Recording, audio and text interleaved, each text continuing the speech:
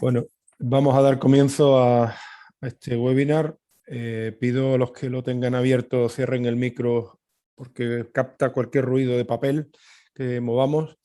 Y con ese agradecimiento previo, buenos días a todos los participantes. Se siguen incorporando, pero por ser respetuoso con los que han sido puntuales.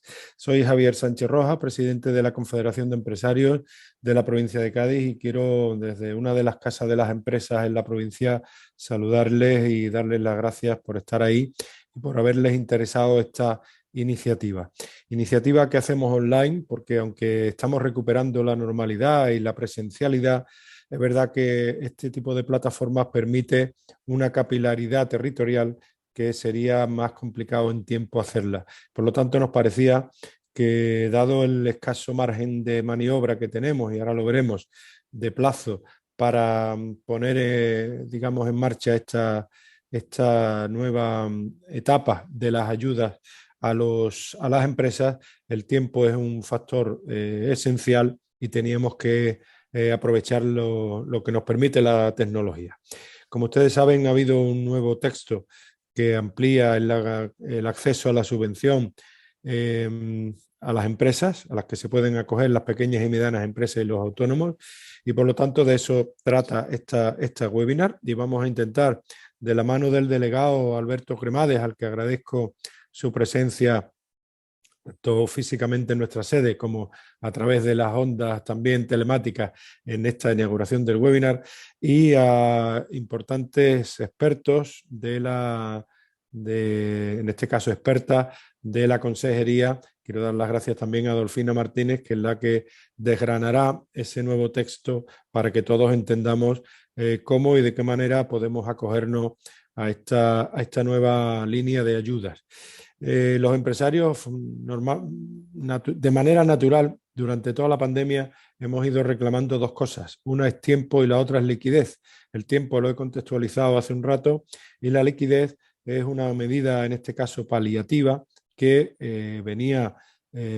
tenía que satisfacer a aquellos que se han visto mermados, que son 3 de cada 4 empresarios en su actividad. Y en esa línea pues han ido los ERTE, han ido en otro caso los préstamos ICO, han ido en otros casos ayudas directas a autónomos, que en el caso de Andalucía se sustanciaron además de una manera exitosa prácticamente en horas, a miles. No hay precedentes digamos, de tan importante gestión. Y ahora tenemos que ver cómo acogernos a esta nueva línea, nueva o modificada línea de ayudas. Tenemos escaso margen de tiempo, el plazo ahora lo subrayarán, pero ya me ha quedado claro que el plazo es hasta el día 20 de octubre, por lo tanto tenemos escasamente una semana, y ahí las organizaciones empresariales como esta Confederación de Empresas de la provincia vamos a colaborar en dos direcciones, una con la administración, como lo hacemos hoy, de la mano para dar divulgación a toda esta nueva normativa, y dos, ayudar a las empresas o llevar al quien lo necesite de la mano a acercarse a la ventanilla correspondiente y al buen éxito de la operación. Después de un verano que ha dado motivos de esperanza, después de un puente que ha dado motivos también de esperanza, de reactivación económica, de recuperar esta normalidad que nos permite al aire libre y en cierta o casi toda actividad recuperar lo que era natural antes del COVID, ahora nos quedaría, digamos, recuperar el tiempo perdido o aquello que las empresas que tuvimos que parar, prácticamente todas, perdimos en el tiempo. Ese es el objetivo de la webinar de hoy. Ya me quedo aquí. Agradezco de nuevo al delegado territorial y a su equipo la coorganización de este encuentro, también al equipo técnico de la Confederación de Empresarios, y sin más, deseándoles que sea de su interés, le cedo la palabra al delegado de Empleo, Alberto Cremades. Alberto, tienes la palabra. Muy buenos días, gracias Javier. Muy brevemente, porque creo que lo importante nos lo va a transmitir Fina. Sí deciros que se han modificado estas ayudas de los 1.109 millones que difícilmente llegaban a las empresas para que puedan ahora llegar a muchos más CNAE con unas cantidades mayores puesto que se pueden incluir otros gastos que antes no se podían y sobre todo el plazo es hasta el 20, como bien decía Javier. Corre prisa, esto tiene que llegar a todos los empresarios y sobre todo que pedirnos y autorizarnos a que comprobemos vuestros datos se tardan 5 minutos nada más, es muy, muy sencillo y ya estaría dentro, digamos, de la posibilidad de recibir estas ayudas, que además son unas cuantías muy importantes. No quiero extenderme más porque lo va a explicar Fina mejor que yo seguro y sobre todo quiero que cunda el tiempo y por favor transmitirlo a todos los empresarios y autónomos que conozcáis porque es que es mucho dinero el que está disponible y queremos que el máximo posible se quede, bueno, aquí en Cádiz y en toda Andalucía. Gracias.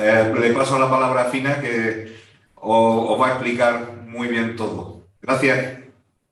Buenos días, muchísimas gracias Javier, muchísimas gracias Alberto por darme la oportunidad de poder explicar estas ayudas, por darme el altavoz para poder contar las modificaciones, porque como decía el delegado, efectivamente, por desgracia, todavía tenemos fondos disponibles, o sea, de los 1.109 millones de euros que fueron asignados a Andalucía, no hemos repartido todavía con las solicitudes que tenemos en el sistema ni siquiera la mitad de esos fondos, con lo cual hay más de 600 millones de euros disponibles para ser inyectados al tejido productivo andaluz.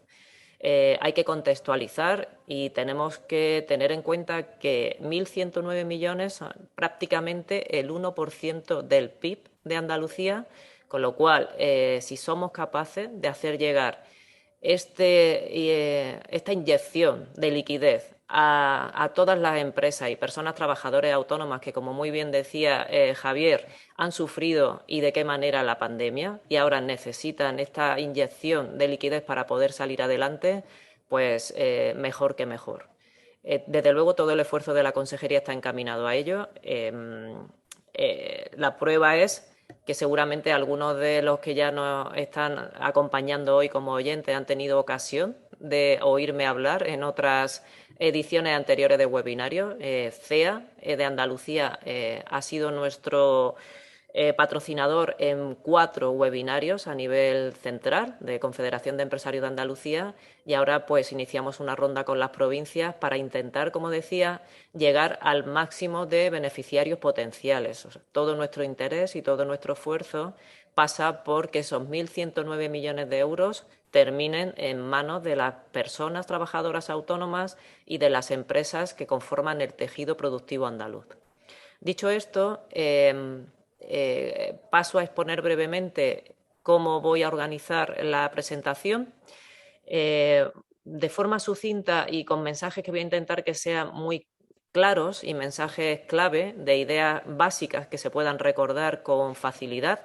Me consta que se está grabando en todo caso también este webinario, con lo cual en un momento dado pues se puede recurrir a él para poder otra vez refrescar alguna cuestión. Voy a intentar, como digo, dejar asentados los principales conceptos, las ideas básicas que están en torno a esta modificación a la que ya hacían referencia mis dos predecesores en la palabra. Y luego, como siempre, surgen dudas y estamos aquí para resolverlo y para intentar ayudar al máximo posible y contribuir, como decía, a que esos 1.109 millones lleguen al tejido empresarial, pues la mitad del tiempo lo que podemos hacer es que nos vais planteando las dudas y la organización pues se ocupa de pasármelas e intentaré dar cumplida cuenta de ellas. Decir que tenemos un correo que es el de Oficina Técnica, un correo que si no tiene la organización ahora se lo hacemos llegar para que lo pueda circular entre todos los asistentes, donde si nos dirigir vuestras dudas concretas os damos respuesta de forma clara y precisa para intentar eso, agilizar la petición de ayudas y conseguir conceder el máximo posible. Bueno, comentaban que estas ayudas tenían dificultades para llegar al tejido productivo, ciertamente, tal y como se concibieron por el Gobierno de España, eran ayudas que el objetivo principal era atender a aquellas deudas que estuvieran impagadas. Es decir, se establecía un periodo de tiempo de generación de la deuda que se estableció desde el 1 de marzo del año 2020 hasta 31 de mayo del año 21, al inicio, con el primer Real Decreto Ley, y las deudas generadas en ese periodo, como digo, tenían que ser abonadas o pagadas con posterioridad a 31 de mayo, es decir, a partir del 1 de junio del año 21. Esto, y fuimos capaces de verlo desde el minuto cero y así lo trasladamos al Gobierno de España, hacía que los empresarios cumplidores, aquellos que habían pagado en tiempo y forma todas sus deudas o costes fijos o facturas, que habían incluso acudido a préstamos entre familiares, amigos o a patrimonio privado y con ello habían cumplido con las obligaciones que tenían frente a proveedores o acreedores o entidades financieras, al final estaban penalizados puesto que no podían ser beneficiarios de las ayudas. Al final, estas ayudas se habían idealizado, digamos, concebido para poder dar ayudas. Las resoluciones iban encaminadas a las empresas que no habían cumplido, que tenían deudas impagadas y que, por tanto, iban a ser esas las que se cubrieran con la subvención. Después de poner de manifiesto esta deficiencia grave, de escribir por parte de la consejera y del presidente de la Junta al Ministerio y al Gobierno de España, reivindicando que tenía que haber un cambio, puesto que si no iba a ser prácticamente imposible llegar a la concesión del importe total que había asignado el Gobierno a Andalucía. Finalmente, como digo, se publicó una modificación el 15 de septiembre pasado del Real Decreto Ley, donde por fin, y esta es la principal modificación y que hace que incremente el número potencial de beneficiarios de manera sustancial, donde por fin, como digo, se pueden incluir los costes fijos con independencia de que ya estén pagados o no. Quiere decir que todos los costes fijos pagados, por ejemplo, agua, luz, después haré un detalle más preciso de los mismos, estos costes fijos que ya hayan sido abonados, que han sido cumplidos por parte del empresario, de las personas trabajadoras autónomas, ahora sí pueden formar parte del objeto de la ayuda, pueden formar parte de la subvención. Esto es importantísimo, puesto que, como decía anteriormente, viene a corregir la principal deficiencia con la que se encontraban estas ayudas para poder ser resueltas, y es que los que habían pagado no podían ser beneficiarios de las ayudas. Esta es la primera modificación que se introdujo con la modificación del Real Decreto Ley 5 y que nosotros trasladamos a través del Decreto 20/2010, modificando el inicial nuestro de la comunidad autónoma, dando cabida a nuevos conceptos subvencionables. Y vuelvo a repetir, esos conceptos subvencionables ahora incluyen los costes fijos ya pagados, con lo cual animo, y lo volveré a repetir a lo largo de mi exposición, animo a todos aquellos potenciales beneficiarios a que presenten la autorización para que le consultemos los datos fiscales y así se pueda iniciar el trámite de la ayuda. Otro concepto que también se incluye, aunque es verdad que no está dirigido a la mayoría de las empresas por la propia naturaleza que tiene, es el de las pérdidas contables. O sea, las pérdidas contables de aquellas empresas que se hayan soportado durante el 1 de marzo del año 2020 hasta 30 de septiembre del año 2021 también pueden ser objeto de esta ayuda, o sea, pueden ser objeto de la subvención. Es importante destacar que si se opta por estas pérdidas contables, por solicitar la subvención por estas pérdidas contables, no se puede pedir por los costes fijos ya pagados o las deudas impagadas que siguen siendo parte de la subvención. Eso ha sido desde el principio, ahora sigue siendo, solo que se incluye, como decía, la posibilidad de añadir los costes fijos ya pagados. La segunda modificación es el incremento de plazo del periodo para la generación de las deudas. Antes era hasta 31 de mayo, la normativa ahora cubre hasta 30 de septiembre, con lo cual toda la deuda impagada que se haya generado hasta 30 de septiembre del año 21 y los costes fijos pagados desde el 1 de marzo del año 20 hasta el 30 de septiembre del año 21 son susceptibles de formar parte de esta subvención. ¿Quién no ha tenido que hacer frente al pago de lo que denominamos y encuadramos como costes fijos? ¿Qué paso a relatar? ¿Quién no ha tenido que pagar la luz, agua, teléfono, internet y gastos relacionados con este tipo de suministros, gas, combustibles y en el caso concreto, y porque nos llegan muchas preguntas relativas a esta cuestión, de los taxistas, el gasóleo también es un suministro, los pagos de alquileres, de renting, del mantenimiento de los equipos, y aquí vuelvo a hacer referencia a los taxistas que están siendo muy activos en nuestra página y en nuestra oficina técnica.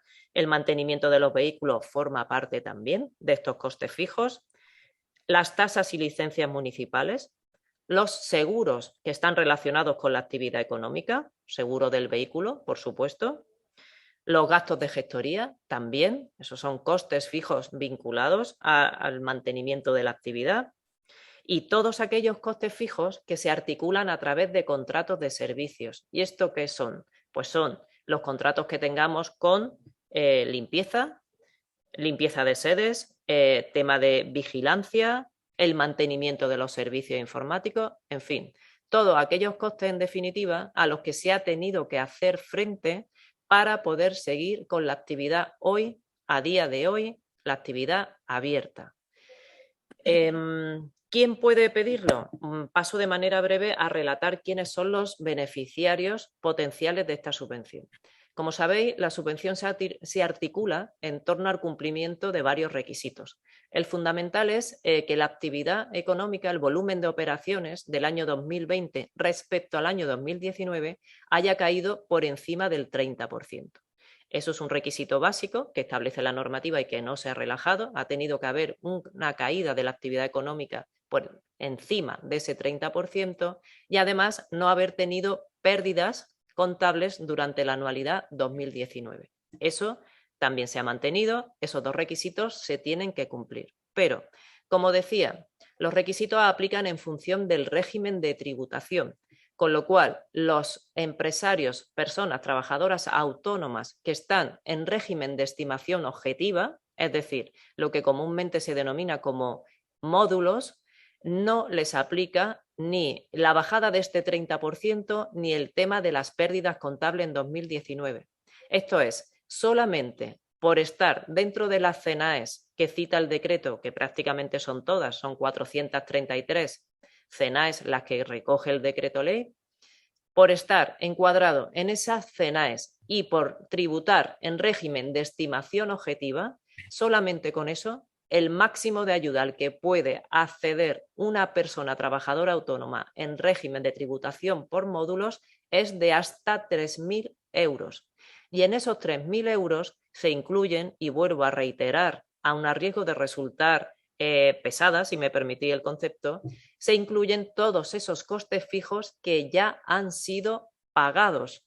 Y vuelvo a hacer referencia, todos los suministros, agua, luz, gas, teléfono, etc., más alquileres, renting, contratos de servicios, etc.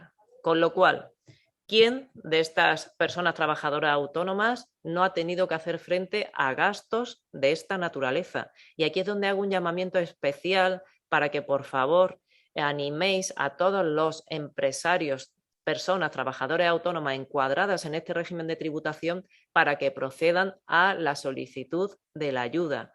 Tienen de tope hasta 3.000 euros. El resto de regímenes de tributación, los que están en estimación directa en el IRPF o en impuesto de sociedades, sí tienen que cumplir esta caída del 30% y el no tener pérdidas, y la totalidad de su ayuda oscila entre los 4.000 euros de mínimo y hasta 200.000 euros. Lo bueno de esto es que nosotros, la Junta de Andalucía, pone a disposición de los potenciales beneficiarios todos los cálculos. Es decir, la tramitación se ha instrumentado de manera muy, muy sencilla, de manera que el administrado, el potencial solicitante, no tiene que calcular absolutamente nada. Lo que hay que hacer para iniciar el trámite de la subvención es autorizar a la Junta de Andalucía a consultar los datos fiscales a la agencia tributaria. Esto, como decía el delegado, se hace de manera muy fácil y muy sencilla yendo a la página web, a la oficina electrónica, ventanilla electrónica de la Consejería de Empleo o poniendo en Google Ayudas COVID 2019 para cumplimentar lo que denominamos el formulario 1, formulario de asistencia previa. Se rellena, decía Alberto, en 5 minutos, yo voy un poco más allá, soy más atrevida y digo que en 2 minutos se puede rellenar. Y eso es simplemente cumplimentar los datos de la persona solicitante y autorizar a la Junta de Andalucía a consultar los datos fiscales. Con esto ya tenemos iniciado el trámite y es aquí donde tenemos que tener en cuenta la fecha a la que tanto Javier como Alberto hacían referencia, que es el 20 de octubre. A algunos nos habéis trasladado la dificultad que tenéis para poder cumplimentar todos los recibos, las facturas impagadas, en fin, todos los requisitos que hay que cumplir, que hay que adjuntar a la documentación de la ayuda de aquí al 20 de octubre. Y me gustaría aclarar que de aquí al 20 de octubre lo único que hay que hacer es pedir el formulario de asistencia previa que no lleva ningún tipo de documentación adjunta, no lleva nada porque solo en 2 minutos lo que hay que hacer es autorizar a la consulta de los datos fiscales. Una vez que ya se ha iniciado el formulario 1, digamos, ya tenemos el turno cogido, yo comúnmente digo ya tenemos el turno de la charcutería, el número cogido, y una vez que recibáis respuesta nuestra diciendo si cumplís o no los requisitos para ser beneficiario y el importe máximo de la ayuda a la que tendríais derecho, una vez que tengáis eso, ya tendréis que pasar al formulario 2, que es el formulario propiamente de solicitud, donde ahí sí habrá que adjuntar los recibos, las facturas impagadas o los recibos que se han pagado de costes fijos en los que se haya incurrido. Pero para eso hay tiempo. O sea, la fecha del 20 de octubre es perentoria para la presentación del formulario 1 de asistencia previa. Y esto es muy importante. Entonces, lo que yo siempre digo y animo desde aquí es que independientemente de que luego queráis seguir o no con el formulario 2 porque os haya dado tiempo o no a coger esas facturas que vais a añadir o que vais a imputar a la ayuda, a la subvención, procedáis a cumplimentar el formulario 1 y a partir de ahí reservemos fecha y orden, turno, para luego ser posible beneficiario de la ayuda. Esto es importantísimo, insisto, independientemente de que luego se siga o no, lo que sí animo es a seguir, a formular, a pedir el formulario 1 para coger turno. Nos decíais también, ¿qué pasa con las personas que ya hemos presentado la ayuda y que incluso hemos recibido resoluciones? La respuesta aquí es bastante sencilla y es única para todos. Todas las personas que han solicitado ayuda, hayan recibido resolución o no, hayan cumplimentado el formulario 2 o no, estén en el procedimiento, en fin, todas tienen la posibilidad hasta el 20 de octubre de poder modificar su solicitud. A todas se le ha abierto el plazo para que puedan poner costes fijos como parte de la ayuda, para que puedan cambiar su listado de deudas si han visto que no era posible llegar a cumplirlo con lo que habían reflejado, en fin, para poner, digamos, la ayuda en igualdad de condiciones para todos aquellos que se les abre ahora el plazo hasta 20 de octubre. ¿Quiere esto decir? Que si alguien había tramitado ya la ayuda e incluso había recibido una resolución por nuestra parte, pero que era por importe inferior al máximo de ayuda que tenía derecho, porque no llegaba con el listado de deudas impagadas, ahora puede completar con más deudas, porque hemos ampliado hasta 30 de septiembre esa generación de deudas, o con los costes fijos, que son nuevos conceptos subvencionables. Con lo cual, las personas que hayan recibido resolución tienen la posibilidad de completar, de modificar sus solicitudes y en caso de que hayan recibido una resolución por importe inferior al máximo, se le hará una complementaria en caso de que tengan facturas o costes fijos para llegar al máximo hasta alcanzar ese tope de la ayuda que tienen reconocida. Con lo cual, este plazo hasta 20 de octubre se abre tanto para los que ya tenían como para los nuevos solicitantes o los nuevos interesados que quieran pedir la ayuda que tenemos ahí. Como decía, tenemos más de 600 millones todavía pendientes de conceder, porque no tenemos solicitudes suficientes para poder resolver por el importe de los 1.109 millones, con lo cual, de nuevo, llamamiento a todos los potenciales interesados. Una vez que los costes fijos, con independencia de que ya estén pagados o no, pero los pagados, desde luego que sí, forman parte del objeto de la subvención, todos esos suministros a los que se ha tenido que hacer frente durante 18 meses, porque vuelvo a reiterar el plazo, desde el 1 de marzo del año 2020 hasta el 30 de septiembre del año 2021, 18 meses, todos esos van a poder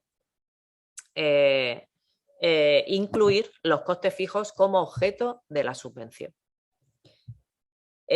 Una cosa importante, una cuestión que también hemos modificado con la nueva regulación del decreto es la relativa a la representación. Me consta, porque así nos lo habéis hecho llegar a través de correos electrónicos o en nuestra línea de atención en Sandetel, de atención a la ciudadanía, que muchos de vosotros andáis un poco contrariados, y no digo que no, por el tema de que os hemos pedido requerimiento para subsanar, para modificar la representación. Ciertamente, algunos nos decís que habéis adjuntado la documentación de la firma en la que os nombran administrador de la empresa, que con eso ya no hay que representarlo, que queda acreditado, no hay que presentar nuestro anexo 4, y lleváis razón, no digo que no, pero tal y como se ha instrumentado el procedimiento, aquí, que sabéis que es un procedimiento telematizado, y como decía Javier al principio, ha posibilitado ya en las ayudas de autónomos poder resolver de manera rápida y poner los fondos a disposición de los interesados en un plazo de récord de 2 meses como mucho, necesitamos automatizar todo. Para automatizar, la representación se acredita con la presentación del anexo 4, que es el anexo 4 de apoderamiento o representación. No vale que nos adjuntéis ningún tipo de escritura, poder notarial, otro tipo de documentación que efectivamente acredita lo que acredita, porque en nuestro procedimiento se ha establecido que sea ese anexo 4 el que acredite la representación.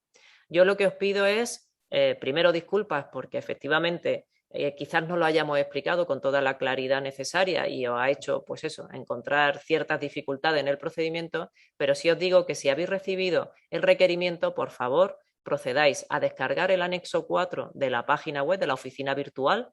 Entráis en vuestra propia solicitud y en el pie de página lo vais a encontrar. Descargáis el anexo 4 de apoderamiento, lo firmáis y lo adjuntáis a la solicitud. Con eso ya queda el requerimiento totalmente subsanado, modificado, y podemos seguir adelante para resolver cuanto antes.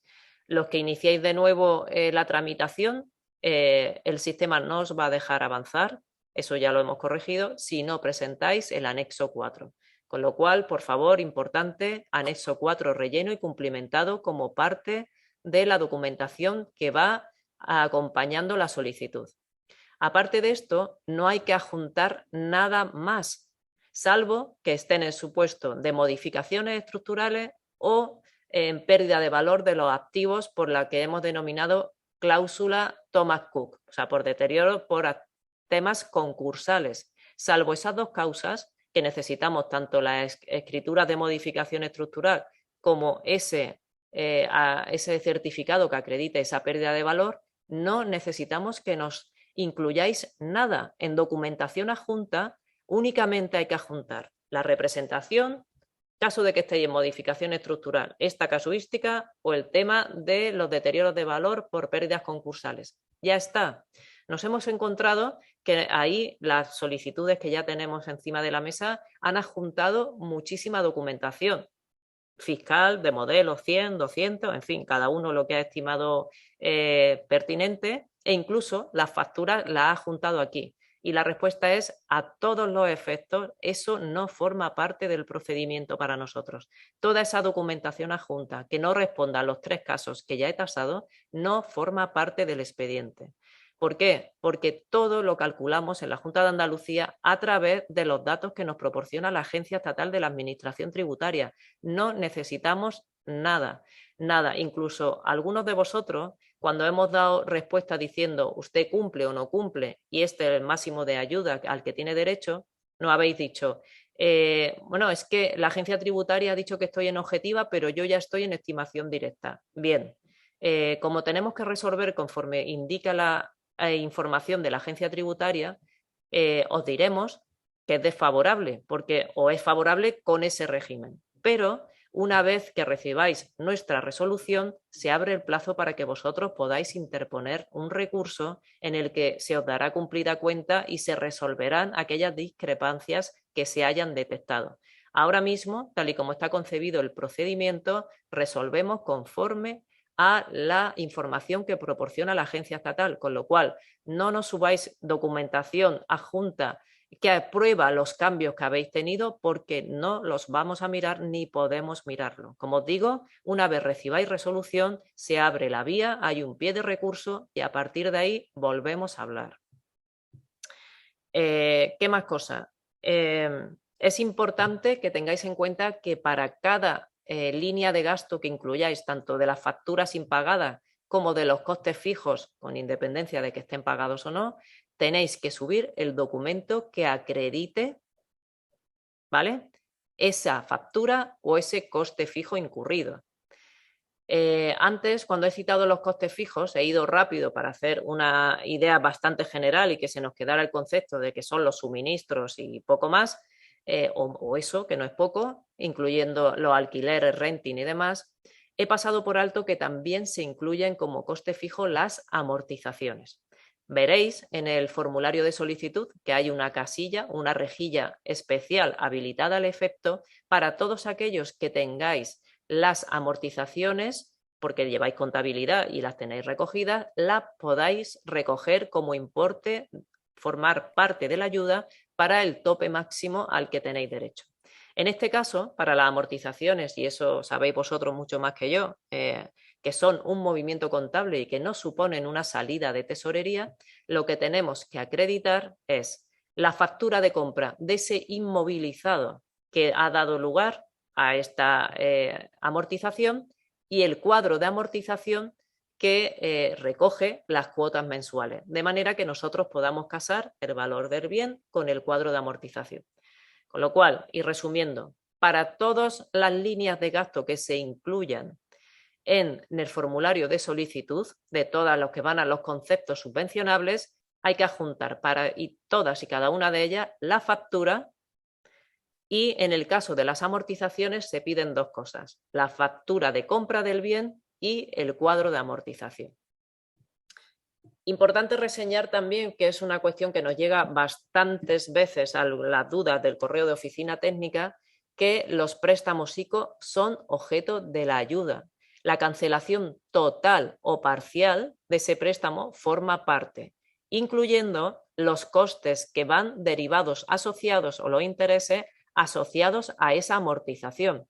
Veréis que hay una columna que dice que recoge importe de intereses y comisiones, que hace referencia a lo que digo. Ahí hemos tenido bastantes problemas porque el beneficiario ha entendido en algunos casos que esa columna de intereses se refería a la totalidad de los intereses pagados desde el nacimiento de la deuda. Y aquí quiero aclarar que no, que ahí va referida única y exclusivamente a los intereses o comisiones de cancelación anticipada, que va vinculada a la cancelación de esa deuda que precisamente estáis incluyendo como deuda que forma parte de la ayuda, de la subvención. Algunos de vosotros habéis recibido incluso alguna notificación para que procedáis a modificar, porque claro, a veces la suma de la columna de los intereses era incluso superior al importe del principal a amortizar. Y una vez que hemos detectado que eso efectivamente sucedía, pues nos hemos puesto en contacto con una notificación a todos aquellos beneficiarios que tenían esta casuística para que procedan a modificar. Ahora ya el sistema se ha articulado de manera que no se pone más de un 2,5%, el importe de esa columna no va a superar nunca el 2,5% del principal.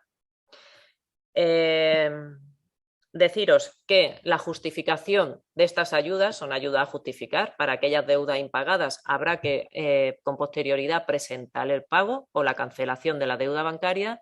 Se ha trasladado a el 1 de enero del año que viene. Se abrirá un plazo desde el 1 de enero de 2022 hasta 31 de marzo del año 2022 para que se adjunten los documentos probatorios del pago en aquellas deudas que estaban impagadas y por las que se pedía la subvención para este concepto. Para los costes fijos, como no se pide el pago porque nos da igual que estén pagados o no pagados, con haber adjuntado en la solicitud el documento acreditativo de haber incurrido en ese coste es suficiente. Y yo creo que con esta selección de los puntos clave, los puntos principales, estamos ya prácticamente a las 10:10 de la mañana, puedo, si os parece oportuno, pues dejar paso a que la organización pueda trasladar todas las dudas que se hayan ido planteando y de esta manera pues hacer un poco más interactiva la intervención, una vez que, como digo, he intentado dejar asentados los principales cambios, las principales novedades que lleva aparejada la modificación del decreto ley 10/2021, que es el que transponía el decreto estatal de ayudas a la solvencia empresarial. Así que sin más, quedo a vuestra disposición. Muy bien, gracias, Fina. Yo soy Carmen Romero, soy la secretaria general de la Confederación de Empresarios de la provincia de Cádiz y quería deciros que esta jornada corresponde al programa Sea Más Empresa, en el que colaboramos tanto la Confederación de Empresarios de Andalucía como la CEC y que está financiado por la Consejería de Economía, Conocimiento, Empresas y Universidad. Y pasamos al coloquio. Hay un par de preguntas de momento. Ahora podéis a través del chat incorporar vuestras dudas para que Fina las vaya resolviendo. Y comienzo por la de Rocío. Leo ha comentado que para las deudas impagadas se amplía la horquilla de tiempo hasta el 30 de septiembre. ¿Qué ocurre con las deudas que estaban impagadas a 31 de mayo y se abonaron en junio o julio? A 30 de septiembre ya estarían pagadas. Claro, efectivamente. Yo he ido al general en el que he dicho que la generación de la deuda llega hasta el 30 del 9, pero efectivamente se establecen dos pagos en el propio, dos periodos en el propio decreto ley, así se recoge, y es que las que se generaron desde el 1 de marzo del año 20 hasta 31 de mayo se han podido pagar desde el 1 de junio en adelante. Eso sigue exactamente igual. Esas deudas forman parte de la subvención y evidentemente se han pagado del 1 de junio tal y como establecía la normativa en adelante y sin ningún problema. Y lo que pasa es que las que se hayan generado desde el 1 de junio hasta 30 de septiembre son las que se tienen que pagar de 1 de octubre en adelante.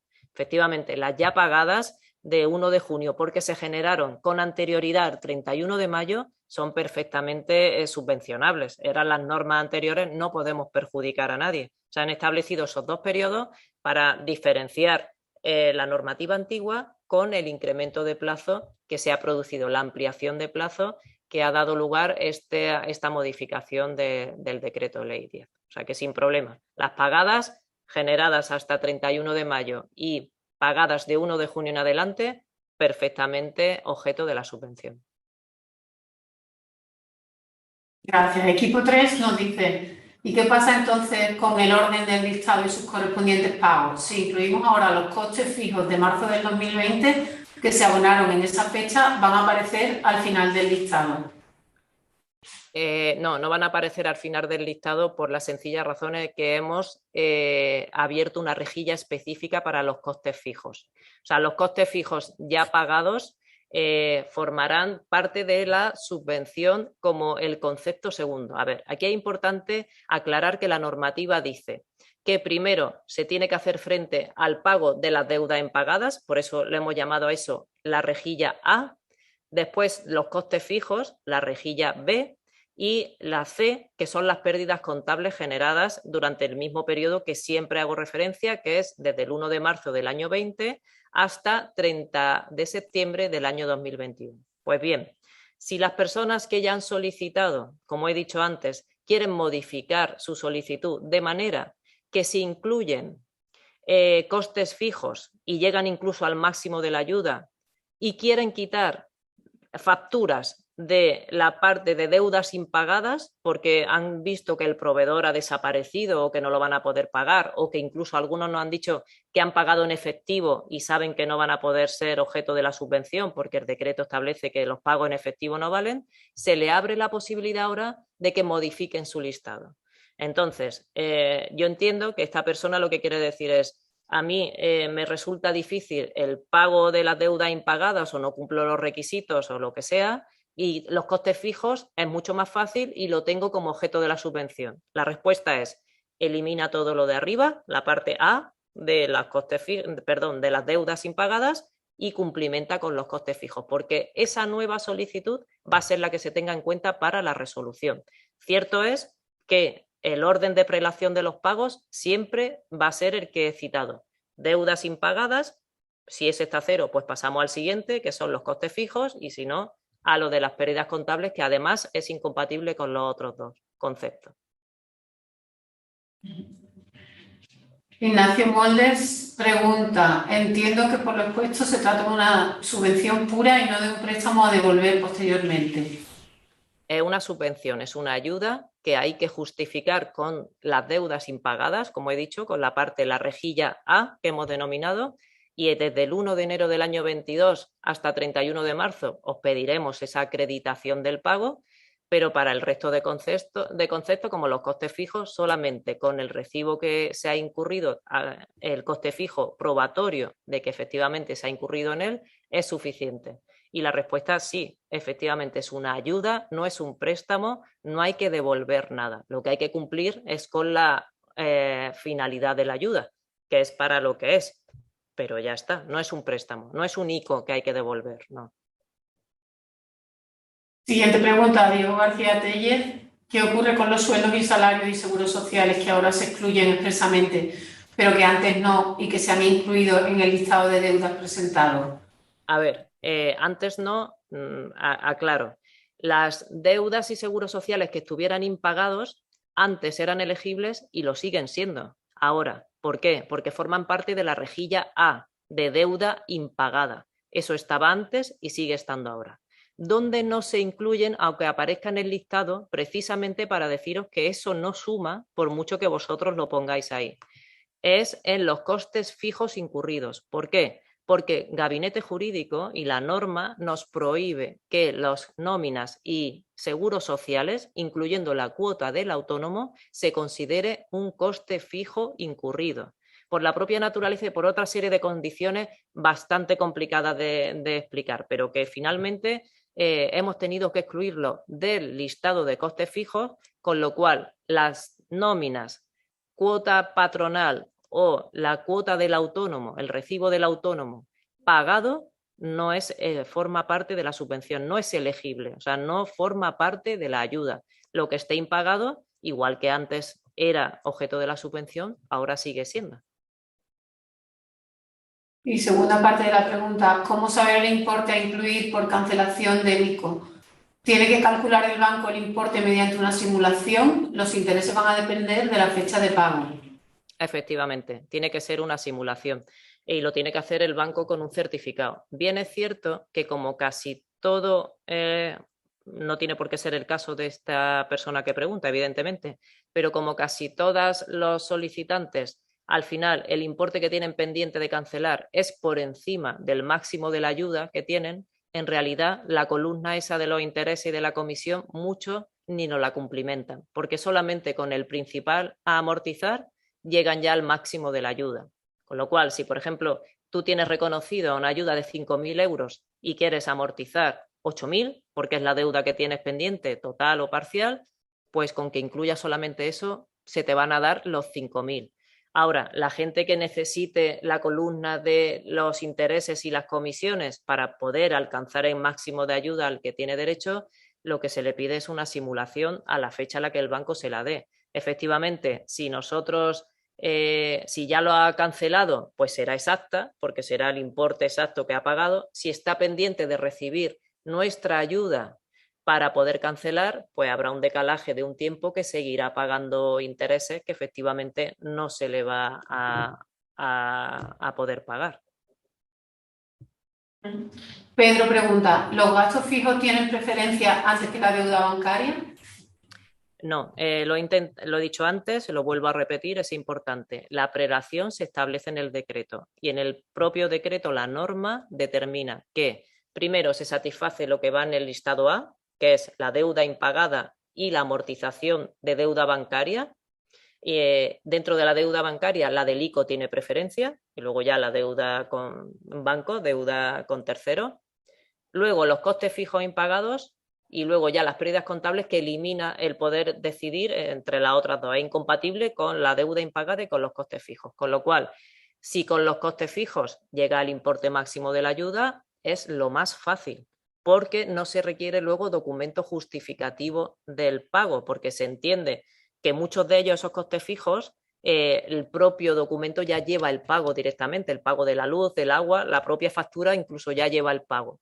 Pero mucha gente lo que nos dice es, yo antes cumplimenté con deuda impagada, ahora estoy teniendo problemas para poder hacer frente, quiero cambiarlo por un listado de costes fijos que es más sencillo. Pues lo que he comentado antes, hasta el día 20 de octubre hay posibilidad de entrar en la solicitud y modificarla de manera que se eliminen aquellas líneas de gasto que ya no quieran que formen parte de esta subvención y se incluyan todo lo nuevo que sea mucho más fácil y que esté acreditado que se ha incurrido. Lo de los costes fijos, desde luego, abre el universo de potenciales beneficiarios muchísimo, porque como decía antes, todo el mundo ha tenido que pagar la luz, el agua, el gas, el teléfono, internet, para poder seguir con la actividad abierta, aunque hubiera estado cerrada, evidentemente. Hay una última pregunta de momento de Rocío, que dice, si solicito la cancelación de una parte de un ICO, uy, perdón, que me han entrado preguntas ahora y se me ha ido el texto.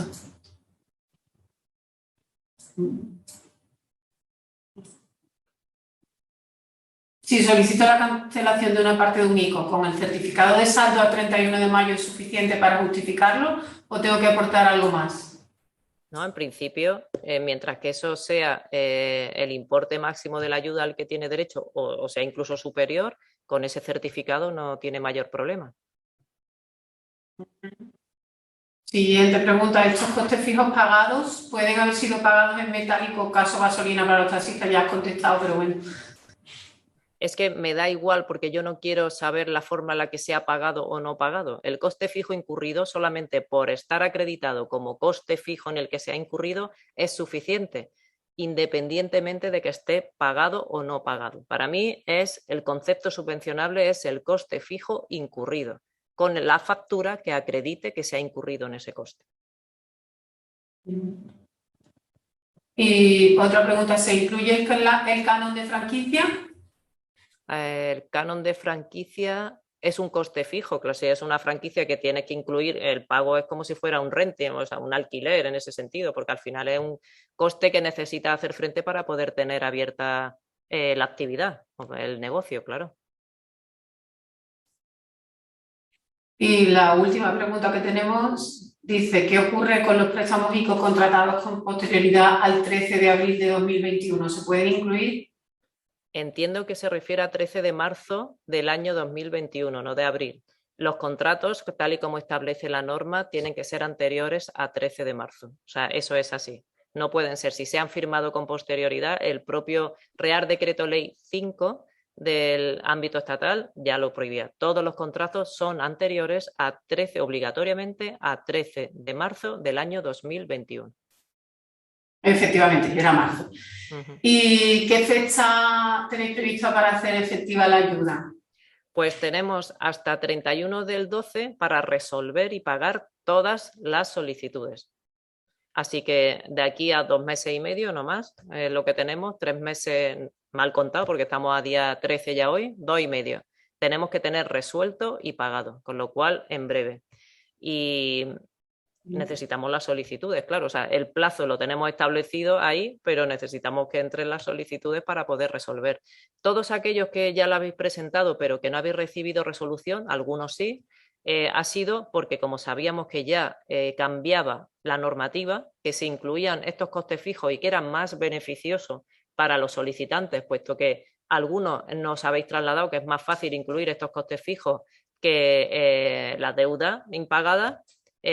Claro, dejamos de resolver por eso, porque hasta que no pase el día 20 no podemos ponernos a resolver para luego otra complementaria o hacer otra distinta, en fin, decidimos parar y a partir del 21 se empezará a resolver de manera masiva. O sea que en realidad tenemos las solicitudes solamente ya estudiadas con la comprobación de los requisitos hechas, pendientes de que efectivamente el solicitante opte o no por modificar ese listado de deudas. Entonces, no queríamos resolver sabiendo que existía esa posibilidad, porque al final 2 resoluciones con 2 comunicaciones de la administración, en fin, mayor lío y mayor traba burocrática. Por eso hemos parado. Acaba de entrar otra pregunta. Si es subvencionable los costes de seguridad social impagados, ¿no es requisito de estar al corriente de la seguridad social? A ver, hay que estar al corriente, pero a todos los efectos, si hay un aplazamiento con la seguridad social, un fraccionamiento de los pagos de la deuda impagada, la seguridad social nos reporta que estás al corriente. O sea, eso, el aplazamiento, fraccionamiento, siempre que esté cursado con ellos, es estar al corriente, y se puede incluir como pago de deuda impagada el importe total de ese aplazamiento.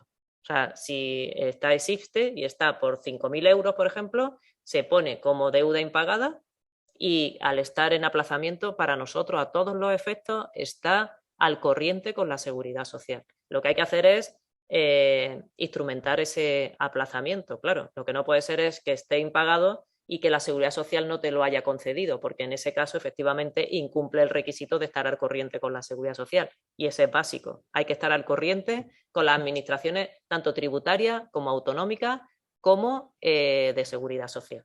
Pero existen fórmulas para hacerlo, pidiendo los aplazamientos y fraccionamientos correspondientes. Rosario pregunta por el listado de CENAES, que si el del decreto ley 10/2021 se ha ampliado o sigue estando vigente.